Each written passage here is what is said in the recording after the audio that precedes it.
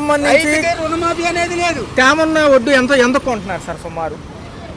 తేమన్న వడ్డు 1200 1300 కన్నా ఎక్కువ అడగట్లేదు సార్. వాళ్ళ రైతుగా నేను ఎన్నో ఇబ్బందులు పడుతూ ఉన్నాను. ఇంతే క్రితం దున్ని దున్నక తలకి మనకి చేయూత వచ్చేది. దాన్ని పెట్టి పెట్టుబడి పెట్టి ఎంతో కొంత పంటని ఉత్పత్తి చేయగలిగేవాళ్ళు. ఇవాళ చేయూత లేక పంట ఉత్పత్తి చెయ్యలేక ఇంట్లో మంగళసూత్రాలు ఇవన్నీ పెట్టుకొని తీసుకొని వస్తే వరదలు వచ్చి మొత్తం పోయింది. వరదలు వచ్చి మొత్తం పోయింది. ఈ రోజున చాలా అన్యాయమైన పరిస్థితి ఉంది. పిల్లల ఫీజు రియంబర్స్మెంట్ లో ఇంతవరకు పిల్లలకి గతంలో ఆర్బీకేలు ఉండేవి, వాళ్ళే వేసుకునేవాళ్ళు సార్. డైరెక్ట్ కొనేసేవాళ్ళు. దళారీ వ్యవస్థ వచ్చేసి ఒకడేమో రైతు కాడికి వచ్చేసి 1200 1300 రూపాయలు తీసుకుంటున్నాడు. ఆడి అమ్మనే చెయ్యి మారక తలకి 1800 రూపాయలు చేసి అమ్మేసుకుంటున్నాడు. నా దగ్గర కొనేవాళ్ళు లేడు. పెట్టుబడి సాయం కూడా లేదు కదా. పెట్టుబడి సాయం లేదు, విద్యా దీపం లేదు. ఈ ప్రభుత్వం వచ్చిన 6 నెలల పాలనలో ఏమీ అక్కడ వరకదీసింది ఏమీ లేదు.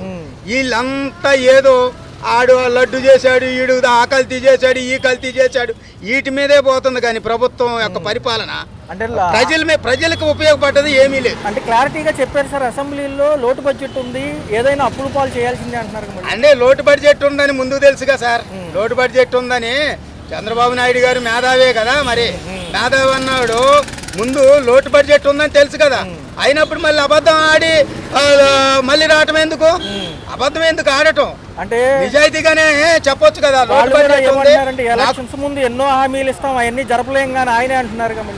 అదే ఇప్పుడు ప్రజలను మోసగించి ముందుకు రావటం కానీ ప్రజలను మోసగించి ఎలక్షన్లో నెగ్గటమే తప్పనిడిచి ప్రజలకు మీరేం ఉపయోగపడ్డారు ఈ 6 నెలల పాలనలో? అదొకటి చెప్పండి. 6 నెలలు పాలన చేశారు, ఏం ఉపయోగపడ్డారు? పిల్లలకి విద్యా దీవెన వేసారా? లేకపోతే రైతు భరోసా కేంద్రాల్లో రైతు భరోసా ఇదేసారా? ఏం చేశారు? సంక్షేమం అమ్మఒడి వేసారా? సంక్షేమం వల్లే రాష్ట్రం లోటులోకి వెళ్ళింది. సంక్షేమ రాష్ట్రం లోటుకి వెళ్ళింది. ఎన్ని రాష్ట్రాలు లేవండి సంక్షేమం చేసే రాష్ట్రాలు? చాలా రాష్ట్రాలు ఉన్నాయి కదా. అవన్నీ లోటు బడ్జెట్లోకి వెళ్తాయి కదా. మన ఒక్క రాష్ట్రమే వెళ్తాయి కదా. ఎవడో ఉన్నప్పుడేమో అదే అయిపోతుంది, సింగపూర్ అయిపోద్ది, జపాన్ అయిపోద్ది అని చెప్పుకొచ్చారు. ఏమండి, నలుగురున్న ఫ్లైట్ని తీసుకొచ్చి ఫ్లైట్ మొత్తం సింగపూర్ నుంచి ఫ్లైట్ ఇక్కడికి వేసుకొచ్చేది. నలుగురు అక్కడి నుంచి ప్రయాణిస్తే వాళ్ళ 30 టికెట్లు ఉంటే 30 టికెట్లు మనం డబ్బులు కట్టి సింగపూర్ నుండి ఫ్లైట్ నడిపాం. దానివల్ల మనకు ఉపయోగం ఉంది. అది మనకు లాసే కదా.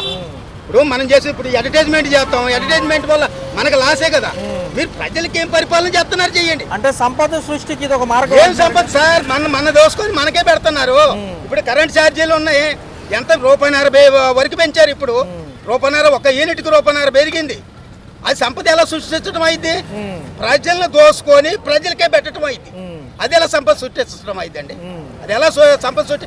ఈ మాత్రం సృష్టించే వాళ్ళు దేశం మీద చాలా మంది ముఖ్యమంత్రులు ఉన్నారు. వీళ్ళే వచ్చి ఎరగదీయాలంటే నలుగురు ముగ్గురు కలిసి వచ్చి ఇక్కడ ఎరగదీసే పని ఏమీ లేదు. ప్రజలు ఎవడు కాడే బతుకుతాడు. ఎన్డీఏలో భాగంగా ఉన్నాం కాబట్టి కేంద్రం కూడా ఎన్డీఏలో భాగంగా ఉండబట్టే దోసుకోగలుగుతున్నారు ఇంకా బాగా.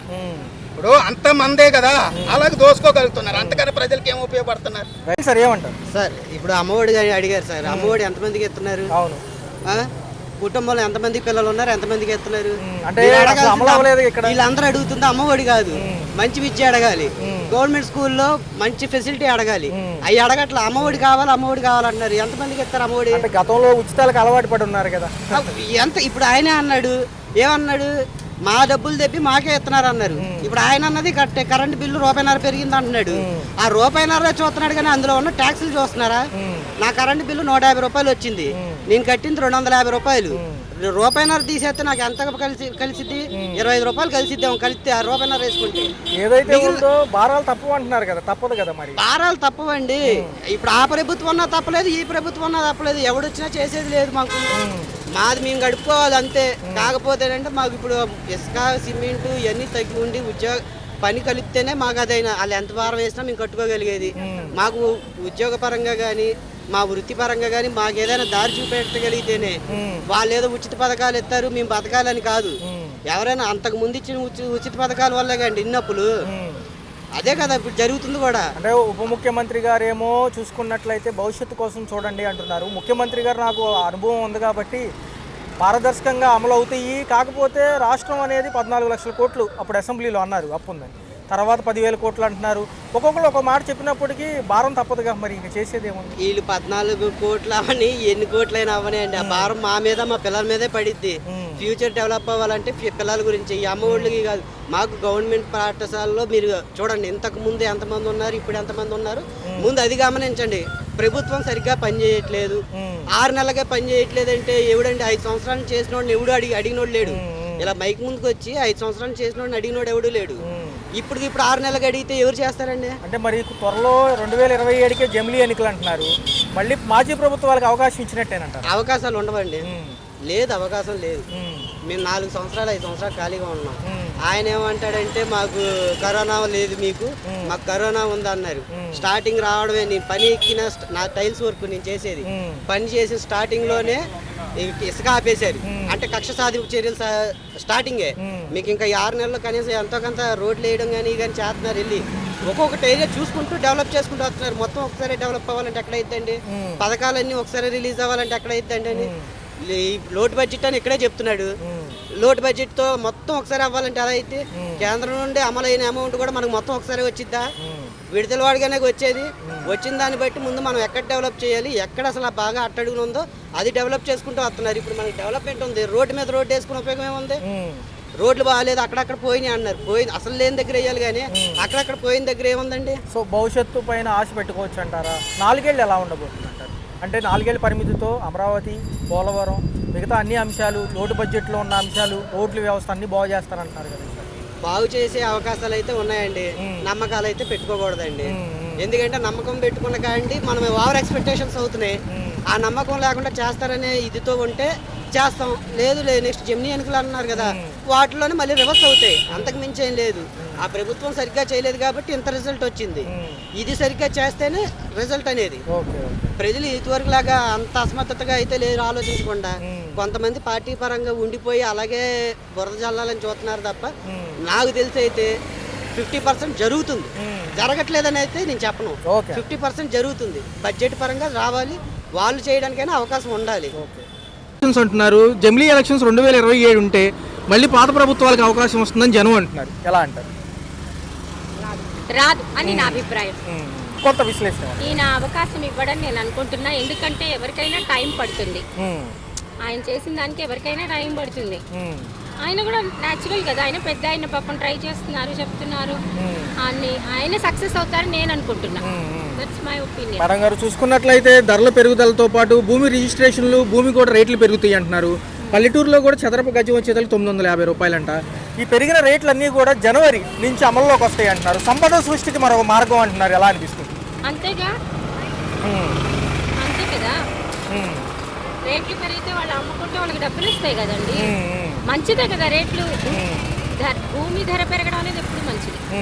మరి మేడం చూసుకుంటే కరెంట్ ఛార్జీలు ఎలా అనిపిస్తున్నాయి? కరెంట్ ఛార్జీలు ఎక్కువగానే ఉన్నాయి సార్. డబుల్ వస్తుంది, 4 వచ్చేది 8 వచ్చింది, ఎక్కువ చేసింది.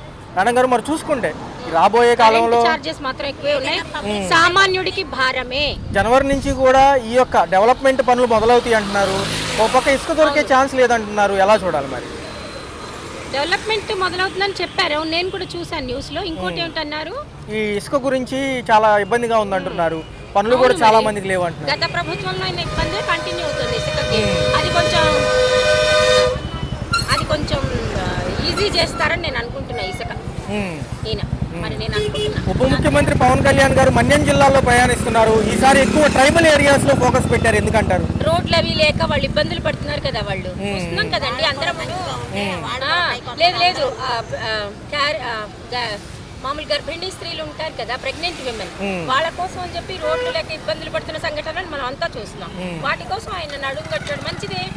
ఆయన పాపం మంచి ఆలోచిస్తున్నాడు కదండి. ఈ ఆర్థిక సంవత్సరం బడ్జెట్ గురించి నిన్న ఏదైతే ఉందో ఈయన ఢిల్లీ వెళ్ళడం జరిగింది ముఖ్యమంత్రి గారు.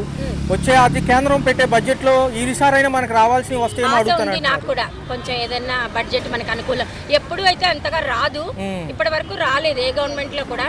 ఈసారి ఏమన్నా ఇప్పుడు నేర్చుకున్న పాఠం నుంచి బెటర్ బడ్జెట్ మనకు వస్తుందని ఎక్స్పెక్ట్ చేస్తున్నాను. రేపు 27వ తారీఖు మేడం మాజీ ప్రభుత్వాలు ఎవరైతే జగన్మోహన్ రెడ్డి గారి ప్రభుత్వం ఉందో పోరుబాటు పడతామంటున్నారు కరెంట్ ఛార్జీలపై. అవును, పడతా ఉంటున్నాడు. ఆయన చేసిన వాటన్నిటికీ పడితే ఈయన ఇక గొడవేగా రోజు అట్టనివ్వండి. ఎంతమంది రెస్పాండ్ అవుతారనేది నాకు తెలియదు. కొంతమంది అవ్వరని నేను అనుకుంటున్నా. చాలా మటుకు వాళ్ళకి తెలిసిపోయింది జనాలకి. విద్యార్థులకేమో ఫీజు రీఎంబర్స్మెంట్ బకాయిలు ఉండిపోయాయి. ఒక పక్క చూసుకుంటే రైతులు అవన్నీ క్లియర్ చేయాలి పాపం. వాళ్ళకి కొంచెం పేపర్లో కూడా చూసాను నేను. ఈ రేషన్ బియ్యం బదులు డబ్బులు ఇస్తే బాగుంటుంది అనేది ఒక ఆలోచన.